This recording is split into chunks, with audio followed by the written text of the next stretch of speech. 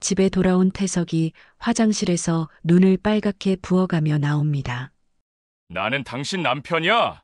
남편한테 이런 걸 숨기면 어떡해? 걱정시키고 싶지 않았어요. 걱정시키고 싶지 않았다고? 태석이 처음으로 목소리를 높입니다. 안녕하세요.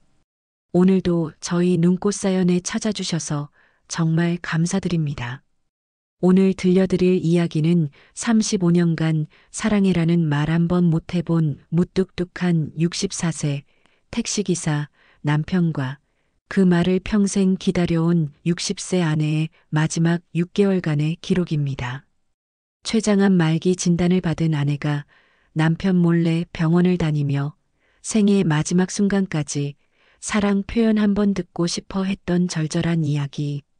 과연 35년 만에 사랑해라는 말을 들을 수 있을까요?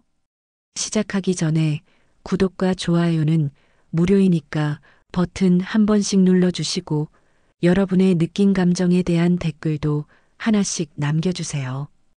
64세 김태석은 새벽 5시에 눈을 뜹니다. 35년간 택시를 몰며 몸에 밴 습관이죠. 은퇴한 지 2년이 지났지만 여전히 이른 새벽에 일어나 거실로 나와 신문을 펼쳐듭니다. 정임아, 차 좀 끓여줘. 60세 아내 박정임은 부엌에서 설거지를 하다가 고개를 돌립니다. 태석의 목소리는 여전히 무뚝뚝했습니다. 결혼 35년 동안 한 번도 부드러워진 적이 없는 목소리입니다. 네, 금방 끓여드릴게요. 정임은 찬물에 손을 헹구며 작은 한숨을 내쉽니다. 요즘 부쩍 손목이 아프고 기력이 떨어지는 것 같습니다. 하지만 태석에게 말하지 않습니다. 말해봤자 나이 들면 다 그런 거야라고 할 게 뻔하니까요. 태석은 신문을 보며 혀를 찹니다. 요즘 세상 참 돌았구나. 젊은 것들이 하는 짓거리들 봐라. 정임은 차를 끓이며 대답합니다. 그래도 우리 때보단 나은 것 같은데요. 뭐가 나아? 예의도 없고 버릇도 없고. 태석은 항상 이런 식입니다. 세상 모든 것이 마음에 들지 않습니다. 특히 젊은 세대들의 자유로운 모습을 보면 더욱 불편해합니다. 정임이 차를 가져다 놓자 태석은 한 모금 마시고 얼굴을 찡그립니다. 이게 뭐야? 맛이 없네. 어제 끓인 거랑 똑같이 했는데요. 똑같이 했어도 맛이 다르잖아. 요즘 왜 이렇게 축 처져 있어? 아픈 데라도 있나? 정임의 표정이 잠깐 굳어집니다. 사실 며칠 전부터 속이 쓰리고 소화가 잘 안 됩니다. 밥맛도 없고 몸도 무겁습니다. 하지만 태석에게 말하면 병원비 나와서 같은 소리만 들을 것 같습니다. 괜찮아요. 그냥 좀 피곤해서 그래요. 피곤하긴 뭐가 피곤해? 집에서 빈둥거리면서. 태석의 말에 정임은 아무 대답도 하지 않습니다. 35년간 이런 대화를 수없이 반복했습니다. 처음엔 서운했지만 이제는 그냥 그러려니 합니다. 태석은 신문을 덮고 텔레비전을 켭니다. 뉴스에서는 연예인들의 화려한 결혼식 이야기가 나옵니다. 신랑 신부가 손을 잡고 웃으며 걷는 모습을 보며 태석이 중얼거립니다. 저것들도 몇 년 못 가겠지. 요즘은 이혼이 밥 먹듯이니까. 정임은 설거지를 하며 텔레비전을 힐끔 봅니다. 화면 속 부부의 행복한 모습이 왠지 부럽습니다. 언제부터인지 태석과 손을 잡아본 기억이 없습니다. 아니, 처음부터 그런 적이 없었나요? 당신도 젊을 때는 로맨틱했는데. 정임이 작게 중얼거리자 태석이 돌아봅니다. 뭐라고? 아무것도 아니에요. 태석은 다시 텔레비전에 집중합니다. 정임은 부엌 창문으로 밖을 내다봅니다. 아파트 단지 안벤치에서 나이든 부부가 함께 앉아 있습니다. 남편이 아내의 어깨에 손을 올리고 있습니다. 정임의 가슴이 먹먹해집니다. 저렇게 다정한 모습이 언제부터 그리워졌을까요?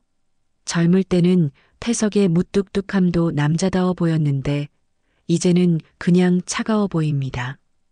정임아, 점심 뭐 해 먹을 거야? 된장찌개 어떨까요? 어제도 된장찌개였잖아. 그럼 김치찌개로 할게요. 정임은 냉장고를 열어 재료들을 확인합니다. 신김치가 조금 남아 있습니다. 태석은 맵고 짠 음식을 좋아하지만 정임은 요즘 속이 쓰려서 매운 음식이 부담스럽습니다. 당신 혈압약은 챙겨 드셨죠? 아직 안 먹었어. 정임이 약통을 가져다 놓자 태석은 투덜거리며 약을 먹습니다. 이 나이에 약이나 먹고 살아야 하니 그래도 건강해야죠. 건강하긴. 늙으면 다 아픈 거야. 태석의 말에 정임이 움찔합니다. 요즘 몸이 예전 같지 않은 것을 느끼고 있었는데 태석의 말이 가슴에 박힙니다. 점심시간이 되어 정임이 김치찌개를 끓입니다. 김치를 볶을 때 나는 매운 냄새에 속이 메스꺼워집니다. 하지만 참고 음식을 완성합니다. 자, 드세요. 태석은 한 숟가락 떠먹고 고개를 끄덕입니다. 이제야 좀 맛있네. 정임은 미소를 지으며 밥을 떠먹지만 입맛이 없습니다. 김치찌개의 매운맛이 속을 더욱 쓰리게 만듭니다. 당신은 왜 안 먹어? 배가 안 고파서요. 요즘 이상하더라. 밥도 안 먹고. 태석은 그렇게 말하면서도 정임을 자세히 보지 않습니다. 만약 제대로 봤다면 정임의 얼굴이 전보다 많이 수척해진 것을 알 수 있었을 텐데요. 식사를 마친 후 태석은 소파에 누워 낮잠을 잡니다. 정임은 설거지를 하며 창밖을 다시 봅니다. 아까 그 부부는 이제 없습니다. 하지만 다른 부부가 산책을 하고 있습니다. 손을 꼭 잡고 천천히 걸어가는 모습이 정임의 마음을 아프게 합니다. 태석의 코 고는 소리가 거실에 울려 퍼집니다. 정임은 설거지를 마치고 태석을 바라봅니다. 잠든 모습은 평소보다 순해 보입니다. 하지만 깨어나면 또 무뚝뚝해지겠죠. 정임은 조용히 화장실로 가서 거울을 봅니다. 확실히 살이 빠진 것 같습니다. 얼굴도 누렇게 뜬 것 같고요. 하지만 태석은 전혀 눈치채지 못합니다. 아니, 관심이 없는 건지도 모르겠습니다. 이러면 안 되는데. 정임이 혼잣말을 합니다. 뭔가 몸에 이상이 있는 것 같은데 태석에게 말하기가 망설여집니다. 괜히 걱정시키고 싶지도 않고 또 핀잔만 들을 것 같기도 하고요. 오후가 되자 태석이 일어나 또 신문을 봅니다. 정임은 빨래를 널며 생각에 잠깁니다. 내일은 혼자 병원에 가봐야겠다는 생각이 듭니다. 다음 날 오전 정임은 태석이 아파트 단지에서 친구들과 바둑을 두러 나간 사이 조용히 집을 나섭니다. 손에는 건강보험 카드와 지갑만 들고 있습니다. 버스를 타고 시립병원에 도착한 정임은 접수창구 앞에서 잠깐 망설입니다. 태석 몰래 병원에 오는 것이 처음은 아니지만 오늘은 왠지 더 떨립니다. 어떻게 오셨어요? 간호사의 친절한 목소리에 정임이 대답합니다. 요즘 속이 자주 쓰리고 소화가 안 되어서요. 그리고 몸무게도 많이 빠진 것 같아서 내과로 가시면 됩니다. 3층이에요. 정임은 엘리베이터를 타고 3층으로 올라갑니다. 대기실에는 정임과 비슷한 나이의 사람들이 많이 앉아 있습니다. 모두 어딘가 아픈 표정들입니다. 1시간을 기다린 후 드디어 정임의 이름이 불립니다. 박정임님, 진료실로 들어오세요. 50대 초반으로 보이는 젊은 의사가 정임을 맞이합니다. 어떤 증상 때문에 오셨나요?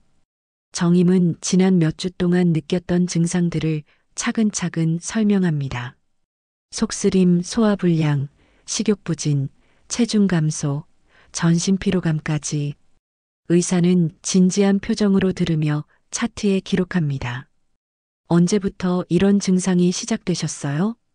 한두 달 정도 된 것 같아요. 처음엔 그냥 스트레스인 줄 알았는데 점점 심해져서 스트레스를 받을 일이 있으셨나요? 정임은 잠깐 망설입니다. 태석과의 관계가 스트레스라고 말하기는 어색합니다. 그냥 집안일 하다 보면 피곤하기도 하고. 의사는 정임의 배를 촉진하며 검사합니다. 명치 부근을 누를 때 정임이 살짝 얼굴을 찡그립니다. 여기 아프세요? 네, 좀 아파요. 혈액 검사와 초음파 검사를 해보겠습니다. 그리고 필요하면 위내시경도 할 수 있어요. 정임의 마음이 급해집니다. 검사를 너무 많이 하면 태석이 눈치챌 것 같습니다. 오늘 다 할 수 있을까요? 혈액 검사와 초음파는 가능합니다. 결과는 일주일 후에 나와요. 정임은 혈액을 뽑고 초음파실로 향합니다. 초음파를 받는 동안 의사의 표정이 점점 진지해지는 것을 느낍니다. 화면을 바라보는 의사의 눈빛이 심상치 않습니다. 많이 아프세요? 괜찮습니다. 하지만 정임의 가슴은 두근거립니다. 의사의 표정이 좋지 않기 때문입니다. 검사를 마치고 집에 돌아온 정임은 평소처럼 점심을 준비합니다. 태석은 바둑에서 이겼는지 기분이 좋아 보입니다. 오늘 나한테 완전히 발렸어. 내가 빤스까지 다 벗겨놨지. 그래요? 다행이네요. 정임은 마음에 없는 대답을 하며 밥상을 차립니다. 하지만 병원에서 본 의사의 표정이 계속 머릿속에 맴돕니다. 당신 어디 갔다 왔나? 얼굴이 안 좋아 보이는데. 태석의 말에 정임이 깜짝 놀랍니다. 아니에요. 그냥 마트 갔다 왔어요. 마트 가서 뭐 샀는데? 봉지도 없잖아. 정임은 당황하며 거짓말을 지어냅니다. 아, 살 게 없어서 그냥 둘러만 보고 왔어요. 태석은 의심스럽다는 표정을 지으며 밥을 먹습니다. 정임은 가슴이 두근거려 밥이 넘어가지 않습니다. 식사 후 태석이 낮잠을 자는 사이 정임은 화장실 거울 앞에 섭니다. 확실히 얼굴이 전보다 많이 수척해진 것 같습니다. 뺨도 푹 들어가고 눈도 움푹 들어가 보입니다. 정임은 손으로 배를 만져봅니다. 아까 의사가 누른 그 자리가 아직도 조금 아픕니다. 혹시 정말 큰 병이 있는 건 아닐까요? 괜찮을 거야. 그냥 나이 들어서 그런 거야. 정임은 스스로를 달래며 중얼거립니다. 하지만 마음 한구석에 불안함이 자리 잡습니다. 저녁 무렵 정임은 태석과 함께 동네를 산책합니다. 요즘 의사가 운동을 하라고 해서 태석을 따라 나온 것입니다. 요즘 운동 좀 해야겠어. 배만 나왔네. 태석이 자신의 배를 두드리며 말합니다. 맞아요. 건강이 제일이니까. 정임의 목소리에는 평소와 다른 절실함이 담겨 있습니다. 산책로에서 만난 다른 부부들을 보며 정임은 생각에 잠깁니다. 만약 정말 자신에게 큰 병이 있다면 태석에게 어떻게 말해야 할까요? 태석이 과연 어떤 반응을 보일까요? 정임아, 뭔 생각을 그렇게 하고 있어? 아무것도 아니에요. 요즘 정말 이상해.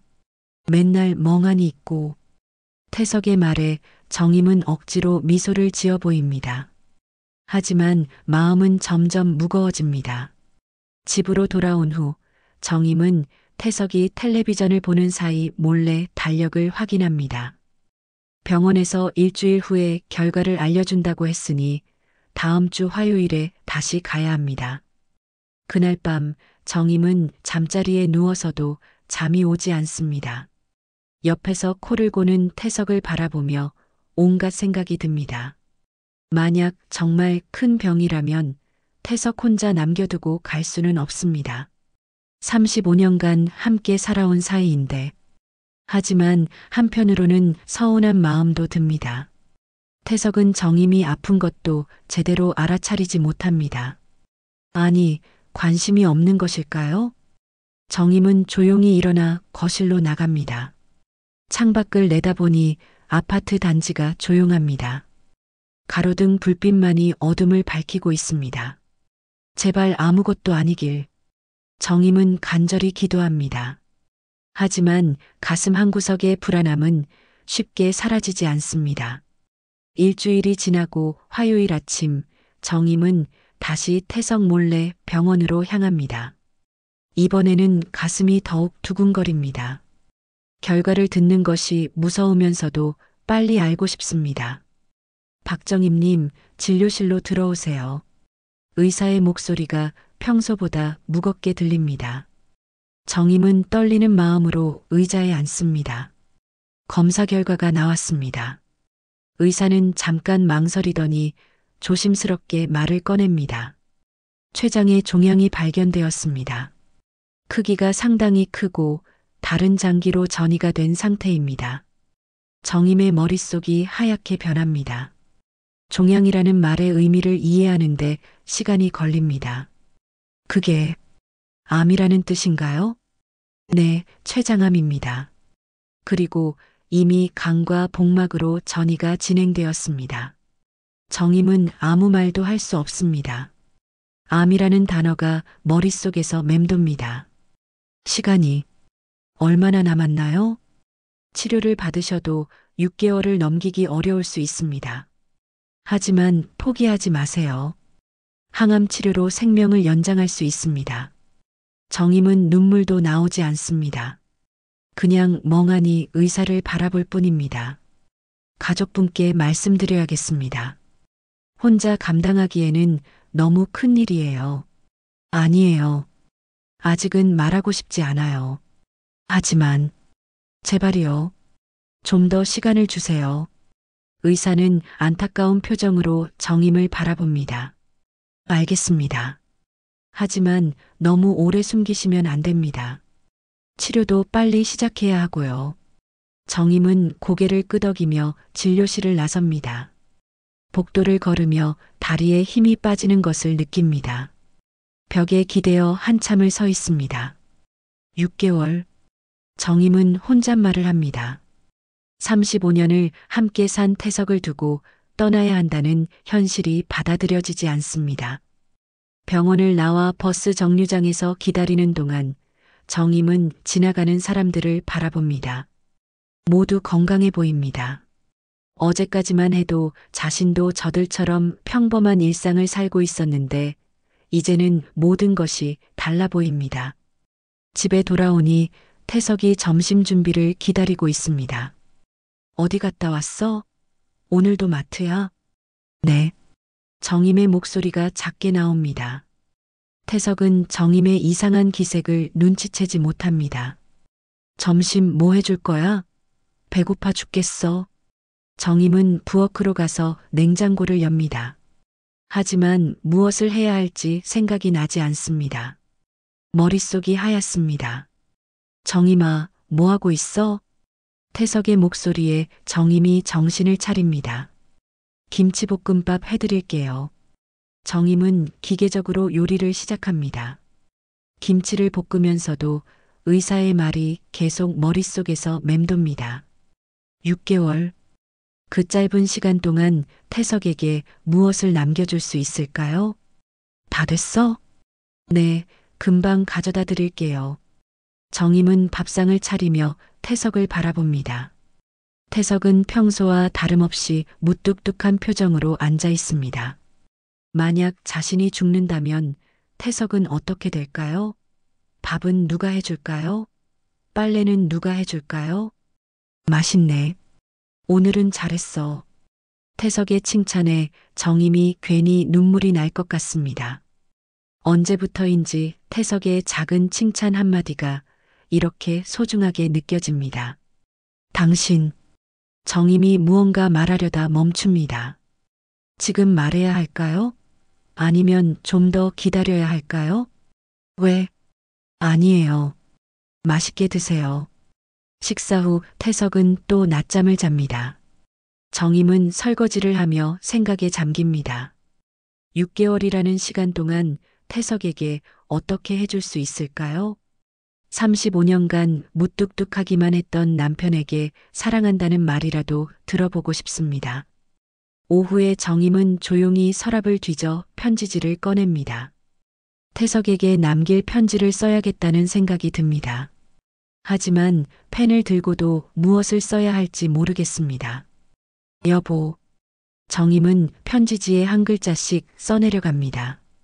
35년을 함께 살면서 한 번도 제대로 된 사랑 표현을 들어본 적이 없었습니다. 당신이 나를 사랑하는지 정말 궁금했습니다. 정임은 펜을 멈춥니다.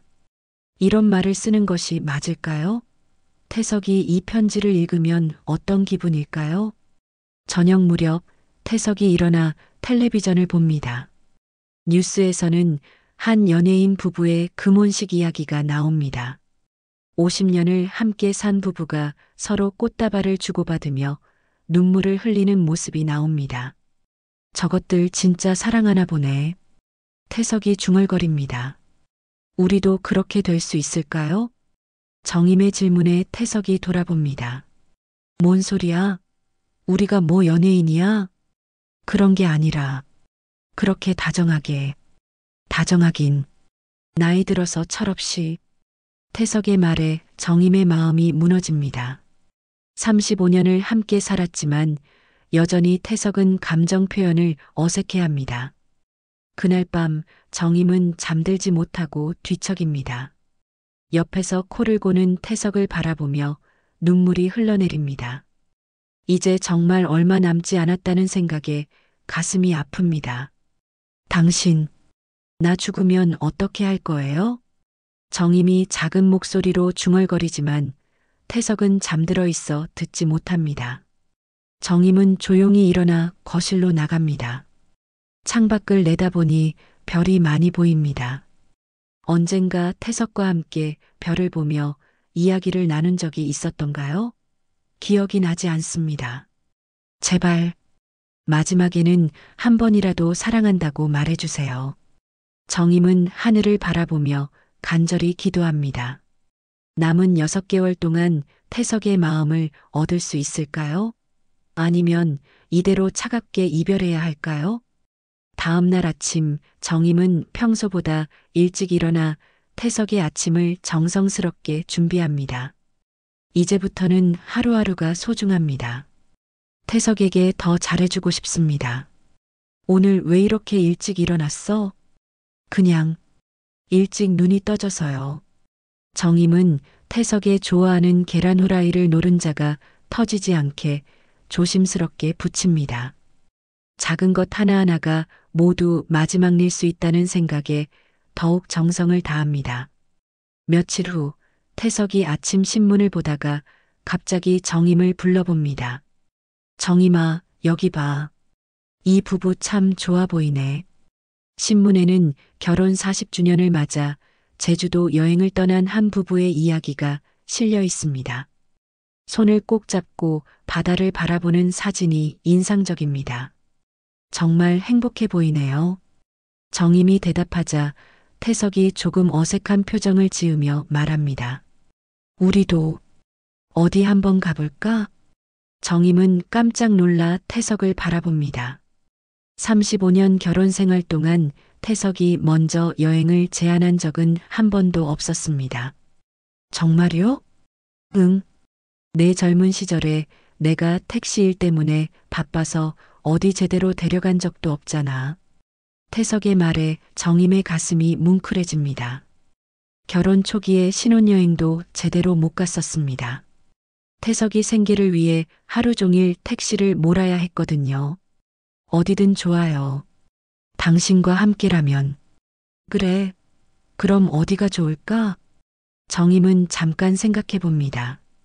병 때문에 너무 먼 곳은 부담스럽습니다. 하지만 태석의 마음을 상하게 하고 싶지는 않습니다. 바닷가는 어떨까요? 조용한 곳으로. 좋지. 강릉 어때? 거기 바다도 예쁘고. 좋아요. 태석은 그날 오후 바로 여행사에 전화를 걸어 강릉으로 가는 2박 3일 여행 상품을 예약합니다. 정임은 태석의 적극적인 모습에 놀라면서도 기쁩니다. 다음 주 목요일에 출발이야. 알겠어요. 짐 준비해 둘게요. 하지만 정임의 마음 한구석에는 걱정이 있습니다. 여행 중에 몸이 아프면 어떻게 할까요? 태석에게 병을 들킬까봐 무섭습니다. 다음 날 정임은 다시 병원에 갑니다. 여행 전에 의사와 상의하고 싶었습니다. 여행을 가고 싶으시다고요? 네. 남편이 처음으로 여행을 제안했어요. 의사는 잠깐 생각하더니 고개를 끄덕입니다. 무리하지 마시고 몸의 신호를 잘 들어보세요. 진통제를 처방해 드릴게요. 고맙습니다. 그런데 아직도 남편분께 말씀 안 드리셨나요? 정임은 고개를 숙입니다. 이번 여행이 끝나면 말할 거예요. 의사는 안타까운 표정으로 정임을 바라봅니다. 집으로 돌아온 정임은 여행짐을 정리하기 시작합니다. 평소보다 약간 많은 약들과 따뜻한 옷들을 챙깁니다. 그리고 서랍 깊숙이 편지 봉투 하나를 넣습니다. 태석에게 남길 편지를 완성해서 가져가려고 합니다. 여행 전날 밤 태석이 평소와 다르게 말을 겁니다. 내일 날씨 좋다던데. 네, 맑다고 하더라고요. 정임아. 태석이 정임의 이름을 부르는 목소리가 어딘지 어색합니다.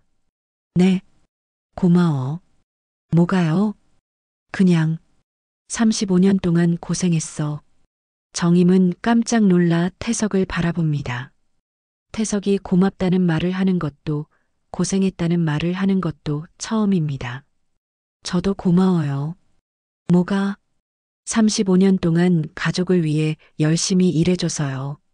태석은 어색한 듯 고개를 돌립니다. 하지만 정임은 태석의 귓불이 빨갛게 달아오른 것을 봅니다. 다음 날 아침 두 사람은 버스에 몸을 맡기고 강릉으로 향합니다. 버스 안에서 태석이 정임에게 사탕을 하나 건네줍니다. 목마르면 먹어. 고마워요. 정임은 사탕을 받으며 태석의 손이 평소보다 따뜻하다는 것을 느낍니다. 아니면 자신의 손이 차가워진 것일까요? 강릉에 도착해서 숙소에 짐을 풀고 두 사람은 바닷가로 나갑니다. 10월의 바다는 조금 쌀쌀하지만 아름답습니다. 예쁘네. 태석이 바다를 바라보며 중얼거립니다. 정말 예뻐요. 정임도 바다를 바라보지만 바다보다는 옆에 서 있는 태석이 더 소중하게 느껴집니다. 이런 시간이 얼마나 더 남았을까요? 사진 한 장 찍을까? 태석의 제안에 정임이 놀랍니다. 태석은 사진 찍는 것을 별로 좋아하지 않았거든요. 정말요? 응. 기념으로. 근처에 있던 다른 관광객에게 부탁해서 사진을 찍습니다. 태석은 어색하게 미소를 지으려 노력하고 정임은 눈물이 날 것 같아 억지로 참으며 웃습니다. 저녁에는 회를 먹으러 갑니다. 태석이 정임의 앞에 회를 계속 올려줍니다. 많이 먹어. 요즘 너무 말랐어. 고마워요. 정임은 억지로 회를 먹어봅니다. 하지만 입맛이 없어서 잘 넘어가지 않습니다. 왜 안 먹어? 맛없어? 아니에요. 맛있어요. 그냥 배가 불러서. 태석은 정임의 대답을 믿는 듯합니다. 숙소로 돌아온 후 두 사람은 나란히 누워 있습니다. 태석이 천장을 바라보며 말합니다. 정임아. 네. 나 사실 말하는 게 서툴러. 알고 있어요. 그래도 너한테는 항상 고마워하고 있어. 정임의 눈에 눈물이 맺힙니다. 나도 당신한테 고마워해요. 뭐가? 그냥 35년 동안 곁에 있어줘서. 태석은 한참 말이 없다가 조용히 대답합니다. 앞으로도 계속 곁에 있을 거야. 정임은 눈물을 참으며 고개를 끄덕입니다. 태석이 모르는 진실 때문에 가슴이 아픕니다. 다음 날 아침 정임은 일찍 일어나 혼자 바닷가로 나갑니다. 새벽 바다는 조용하고 평화롭습니다. 정임은 파도 소리를 들으며 생각에 잠깁니다. 이번 여행이 태석과의 마지막 추억이 될지도 모른다는 생각에 눈물이 흘러내립니다. 하지만 동시에 태석이 이렇게 다정하게 대해주는 것이 감사합니다. 여기 있었구나. 뒤에서 태석의 목소리가 들립니다. 정임은 재빨리 눈물을 닦습니다. 일찍 일어나셨네요. 너 없어서 잠이 안 왔어. 태석의 말에 정임의 가슴이 뛰기 시작합니다. 35년 만에 듣는 애틋한 말입니다. 같이 일출 볼까? 좋아요. 두 사람은 나란히 서서 떠오르는 해를 바라봅니다. 태석이 조심스럽게 정임의 손을 잡습니다. 정임은 깜짝 놀라지만 손을 빼지 않습니다. 정임아. 네. 너 처음 만났을 때부터 지금까지 쭉. 태석이 말을 망설입니다. 정임은 가슴이 두근거리며 태석을 바라봅니다. 쭉 뭐요? 아니다. 그냥. 태석은 끝내 말을 하지 못합니다. 정임은 아쉽지만 태석의 손을 꼭 잡아줍니다. 말로 하지 않아도 마음이 전해지는 것 같습니다. 여행 마지막 날 정임과 태석은 강릉의 한옥마을을 둘러봅니다.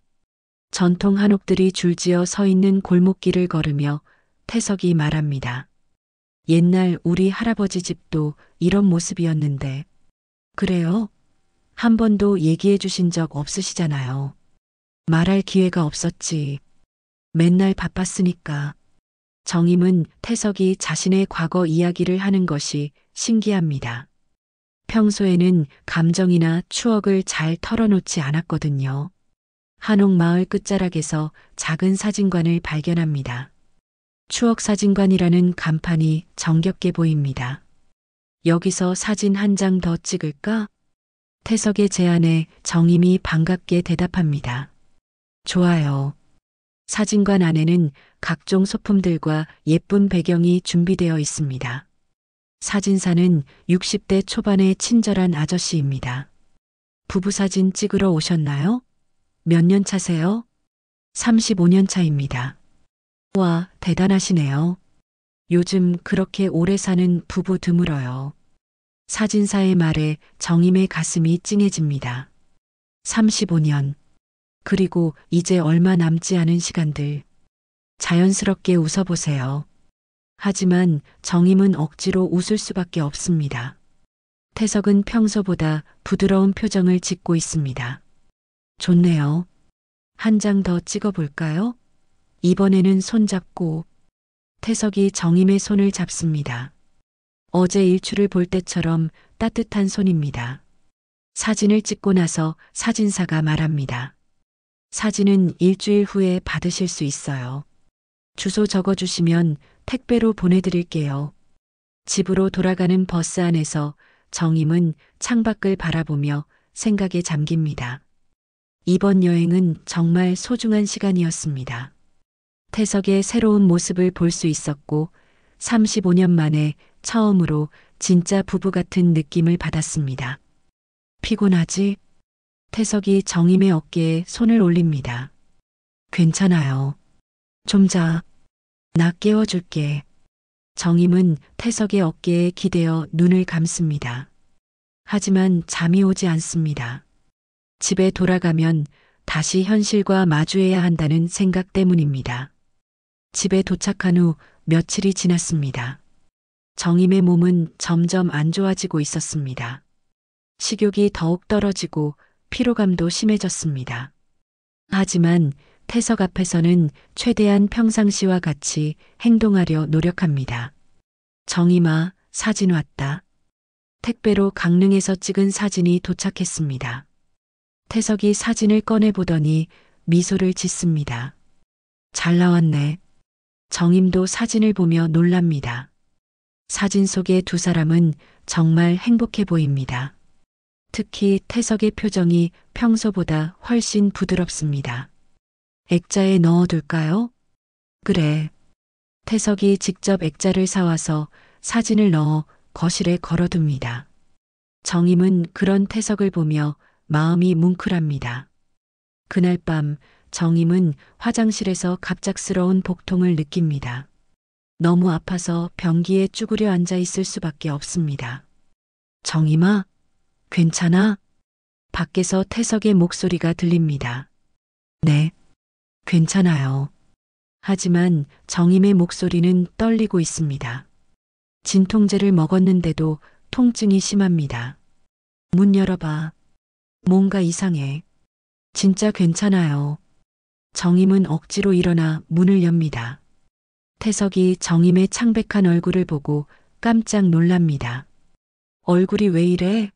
아파? 조금. 그 순간 정임이 갑자기 쓰러집니다. 태석이 재빨리 정임을 받아 안습니다. 정임아, 정임아. 태석은 당황해서 119에 신고합니다. 여보세요? 우리 집사람이 갑자기 쓰러졌어요. 빨리 와주세요. 응급실에 도착한 정임은 의식을 되찾습니다. 태석이 침대 옆에 앉아 걱정스러운 표정으로 바라보고 있습니다. 깨어났구나. 정말 놀랐어. 미안해요. 미안하긴 뭘. 아프면 아프다고 말을 해야지. 응급실 의사가 와서 검사 결과를 설명합니다. 일단 상태는 안정되었습니다. 하지만 정밀 검사가 필요할 것 같습니다. 태석이 의사에게 질문합니다. 뭔가 큰 병인가요? 지금 단계에서는 확실히 말씀드리기 어렵습니다. 정임은 태석을 바라보며 마음이 아픕니다. 이제 숨길 수 없을 것 같습니다. 집으로 돌아온 후 태석은 정임을 침대에 눕혀주고 물을 가져다 줍니다. 내일 다시 병원 가자. 괜찮아요. 괜찮긴 뭐가 괜찮아. 갑자기 쓰러졌는데. 태석의 목소리에는 평소에 없던 걱정이 담겨 있습니다. 그날 밤 정임은 잠들지 못하고 태석을 바라봅니다. 태석도 잠들지 못하고 뒤척이고 있습니다. 정임아. 네. 혹시 나한테 숨기는 거 있어? 정임의 가슴이 철렁합니다.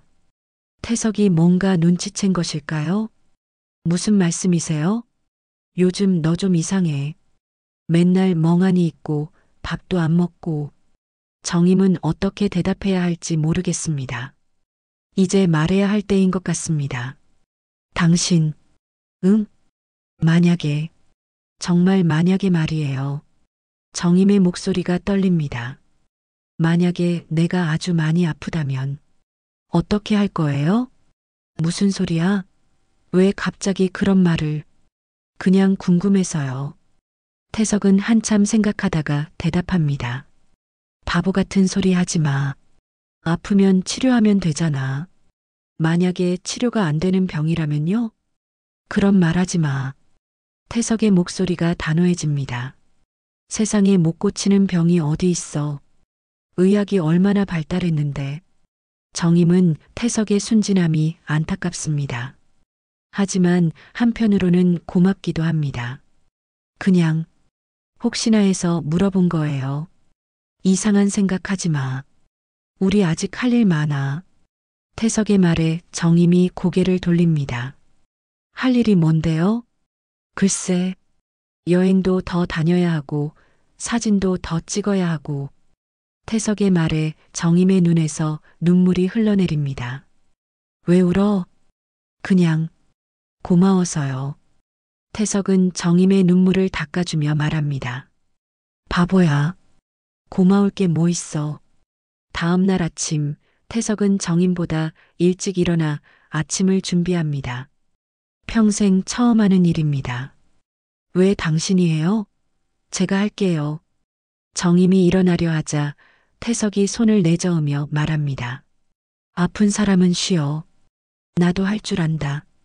태석이 서툰 솜씨로 계란 후라이를 부치고 밥을 담습니다. 계란은 약간 탔지만 정임에게는 세상에서 가장 맛있는 아침 식사입니다. 맛있어요. 거짓말 하지 마. 탄 냄새 나는데. 진짜 맛있어요. 정임의 진심 어린 대답에 태석이 어색하게 미소를 짓습니다. 병원에 도착해서 정밀 검사를 받는 동안 태석은 복도에서 초조하게 기다립니다. 정임이 검사실에서 나오자 태석이 다가옵니다. 어떻대? 많이 아팠어? 괜찮아요. 의사 선생님이 태석을 따로 부릅니다. 보호자분께서 상황을 아셔야 할 것 같습니다. 태석은 진료실에서 청천벽력 같은 소식을 듣습니다. 췌장암 말기입니다. 이미 다른 장기로 전이가 많이 진행되었습니다. 태석의 머릿속이 하얗게 변합니다. 그게 무슨 말입니까? 시간이 많지 않습니다. 길어야 2, 3개월 정도로 보입니다. 태석은 의자에서 일어날 수 없을 정도로 충격을 받습니다. 치료는 안 되나요? 이미 너무 늦었습니다. 통증 완화 정도만 가능합니다. 태석이 진료실을 나올 때 다리에 힘이 빠져 벽에 기대야 했습니다. 복도에서 기다리던 정임이 태석의 창백한 얼굴을 보고 놀랍니다. 당신 어디 아프세요? 아니야. 괜찮아. 하지만 태석의 목소리는 떨리고 있습니다. 집으로 돌아오는 택시 안에서 두 사람은 아무 말도 하지 않습니다. 태석은 창밖을 바라보며 눈물을 참고 정임은 태석이 이미 모든 것을 알았다는 것을 직감합니다. 집에 도착해서 태석은 바로 화장실로 들어갑니다. 정임은 거실에서 태석을 기다립니다. 한참 후 태석이 나올 때 눈이 빨갛게 부어 있습니다. 정임아. 태석의 목소리가 갈라집니다. 네. 왜 진작 말 안 했어? 정임은 고개를 숙입니다. 걱정시키고 싶지 않았어요. 걱정시키고 싶지 않았다고? 태석의 목소리가 높아집니다. 나는 당신 남편이야. 남편한테 이런 걸 숨기면 어떻게 해? 정임이 눈물을 흘리기 시작합니다. 미안해요. 태석은 정임 앞에 무릎을 꿇고 앉습니다. 정임아, 미안해. 소리 지르려던 게 아니야. 태석도 눈물을 흘리기 시작합니다. 내가 너무 무신경했구나. 아내가 아픈 것도 모르고. 아니에요. 당신 잘못 아니에요. 잘못이야. 35년 동안 한 번도 제대로 관심 안 가져줬잖아. 태석이 정임의 손을 잡습니다. 이제 어떻게 해? 치료는 진짜 안 돼? 의사 선생님이 그러시더라고요. 태석의 어깨가 떨립니다. 나 혼자 어떻게 살라고. 당신 혼자도 잘 살 수 있어요. 무슨 소리야? 35년을 같이 살았는데 혼자 어떻게 살아? 정임이 태석의 손을 꼭 잡습니다. 당신, 그동안 나한테 사랑한다는 말 한 번도 안 했잖아요. 태석이 정임을 바라봅니다. 그게 중요해? 네, 중요해요. 태석은 한참 망설이다가 입을 엽니다. 나 말하는 게 어색해서 지금이라도 들려주세요. 태석의 입술이 떨립니다. 정임아, 나 너. 말을 잇지 못하고 있던 태석이 갑자기 정임을 꼭 안아줍니다. 사랑해. 정말 많이 사랑해. 정임이 태석의 품에서 목 놓아 웁니다. 나도 당신 사랑해요. 두 사람은 그렇게 한참을 안고 울었습니다. 정임아, 네. 남은 시간, 우리 행복하게 보내자. 네. 여행도 더 가고, 맛있는 것도 먹고. 정임이 고개를 끄덕입니다. 그런데, 한 가지 부탁이 있어요. 뭐든지 말해. 정임이 가방에서 편지 봉투를 꺼냅니다. 이거, 나중에 읽어주세요. 뭐야? 당신한테 쓴 편지요. 지금 읽지 말고 나중에. 태석이 편지 봉투를 받아들며 눈물을 흘립니다. 언제 읽을까? 당신이 읽고 싶을 때. 그날 밤 태석은 정임 옆에 누워 정임의 손을 잡고 있습니다. 정임아, 아파? 지금은 괜찮아요. 아프면 말해. 병원 가자. 네. 그리고 앞으로는 내가 밥 해줄게. 당신이요? 응. 35년 동안 고생시켰으니까. 정임이 미소를 지으며 말합니다. 그럼 맛있게 해줘요. 노력해볼게. 태석이 정임의 이마에 입맞춤을 해줍니다. 35년 만에 처음 받는 입맞춤에 정임의 가슴이 뛰기 시작합니다. 당신, 응? 나 죽어도 슬퍼하지 마요. 무슨 소리야? 행복했다고 생각해줘요. 태석이 정임을 더욱 꼭 안아줍니다. 바보 같은 소리 하지 마.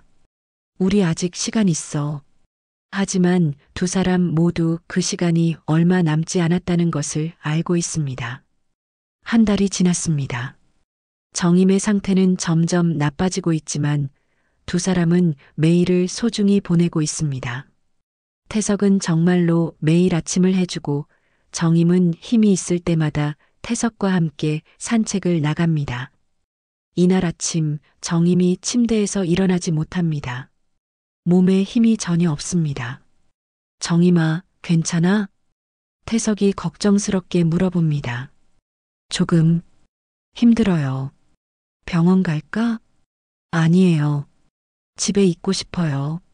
정임의 말에 태석이 고개를 끄덕입니다. 의사가 말했듯이 이제 병원에서도 해줄 수 있는 것이 별로 없습니다. 태석은 정임을 위해 미음을 끓여옵니다. 정임이 한 숟가락씩 받아 먹으며 미소를 지어 보입니다. 맛있어요. 진짜? 네. 당신이 해주니까 더 맛있어요. 오후에 정임이 갑자기 태석을 부릅니다. 당신, 강릉에서 찍은 사진 좀 가져다 줄래요? 태석이 거실에서 액자를 가져옵니다. 정임은 사진을 바라보며 행복한 표정을 짓습니다. 정말 좋은 추억이었어요. 나도. 당신, 그때 뭔가 말하려다 말았잖아요. 언제? 일출 볼 때 뭐라고 하려던 거예요? 태석이 잠깐 망설이다가 대답합니다. 사랑한다고 하려던 거였어. 왜 안 했어요? 부끄러워서. 정임이 웃으며 태석의 손을 잡습니다. 바보. 저녁이 되자 정임의 호흡이 가빠지기 시작합니다. 태석이 손을 잡아주며 말합니다. 정임아, 힘들면 말해. 괜찮아요. 당신 곁에 있으니까. 정임이 조용히 눈을 감습니다. 당신, 응? 편지. 이제 읽어도 돼요. 태석이 서랍에서 편지 봉투를 꺼냅니다. 손이 떨려서 봉투를 제대로 뜯지 못합니다. 편지 내용을 읽는 태석의 눈에서 눈물이 흘러내립니다. 여보, 35년을 함께 살면서 한 번도 제대로 된 사랑 표현을 들어본 적이 없었습니다. 당신이 나를 사랑하는지 정말 궁금했습니다. 당신은 늘 말없었지만 나는 늘 당신 곁에서 외로웠습니다. 그래도 한 번쯤은 이기적이고 싶었습니다. 내가 먼저 가면 당신이 후회라도 해줄까 봐서 그렇게라도 당신의 사랑을 확인하고 싶었습니다. 미안해요. 이렇게 먼저 떠나서. 하지만 마지막에 당신이 사랑한다고 말해줘서 정말 행복했습니다. 35년간 고마웠습니다. 태석이 편지를 읽으며 목을 놓아옵니다. 정임아, 미안해. 정말 미안해. 정임이 힘겹게 눈을 뜹니다. 울지 마요. 어떻게 안 울어. 내가 너무 못했어. 아니에요. 당신 잘했어요. 정임이 태석의 눈물을 닦아줍니다. 당신, 나 없어도 잘 살아요. 무슨 소리야? 나 혼자 어떻게 살아? 살아야죠. 내 목까지. 태석이 정임의 손을 꼭 잡습니다. 정임아, 나 정말 너 사랑해. 처음 만났을 때부터 지금까지 쭉. 알아요. 나도 당신 사랑해요. 정임의 목소리가 점점 작아집니다. 당신, 내 얘기 가끔 해줘요. 매일 할 거야. 그리고 행복하게 살아요. 너 없이 어떻게 행복해. 제발 행복하게 살아줘요. 그래야 나도 편안하게 갈 수 있어요. 태석이 흐느끼며 고개를 끄덕입니다. 정임아, 고마웠어. 35년 동안 정말 고마웠어. 나도 고마웠어요. 정임이 마지막으로 미소를 지으며 눈을 감습니다. 호흡이 점점 얕아지더니 서서히 멈춥니다. 정임아, 정임아. 태석이 정임을 흔들어 보지만 대답이 없습니다. 태석은 정임을 꼭 안고 목 놓아옵니다. 이 망할 놈의 여편네야. 날 두고 세상 먼저 가려고? 너 정말 싫다. 하지만 태석의 목소리에는 원망보다는 사랑이 더 많이 담여 있습니다. 3년 후 태석은 정임의 무덤 앞에 서 있습니다. 손에는 강릉에서 찍은 사진을 들고 있습니다. 정임아, 오늘도 왔다. 태석이 무덤 앞에 앉아 혼잣말을 시작합니다. 나 요즘도 매일 너한테 말 걸고 산다. 아침에 일어나면 정임아, 차 끓여줘 하고, 저녁에는 정임아, 뭐 해먹을까 하고, 바람이 살짝 붑니다. 너 없어서 처음엔 정말 힘들었어. 밥도 제대로 못 먹고, 잠도 못 자고. 그런데 내가 행복하게 살라고 했으니까 노력하고 있어. 태석이 사진을 묘비에 기대어 놓습니다. 지난주에 강릉 다녀왔어. 우리가 사진 찍었던 그 사진관도 가보고 사장님이 우리 기억하더라. 그리고 요리도 많이 늘었어. 이제 계란 후라이 안 태우고 잘 부쳐. 태석의 목소리가 떨립니다. 정임아, 나 아직도 매일 너한테 말 걸고 산다. 지금에서야 말하네. 너 내 첫사랑이었다. 그때 바람이 더 세게 붑니다. 묘비 위에 놓여있던 작은 꽃잎 하나가 떨어집니다. 태석이 꽃잎을 주워들며 미소를 짓습니다. 답장하는 거야? 태석은 한참을 무덤 앞에 앉아 있다가 천천히 일어납니다. 다음 주에 또 올게. 그때까지 잘 있어. 태석이 돌아서서 걸어가는 뒷모습이 쓸쓸하지만 어딘지 평화로워 보입니다. 하늘에서는 정임이 태석을 바라보며 미소 짓고 있을 것 같습니다. 35년간의 사랑이 비로소 완성된 순간입니다.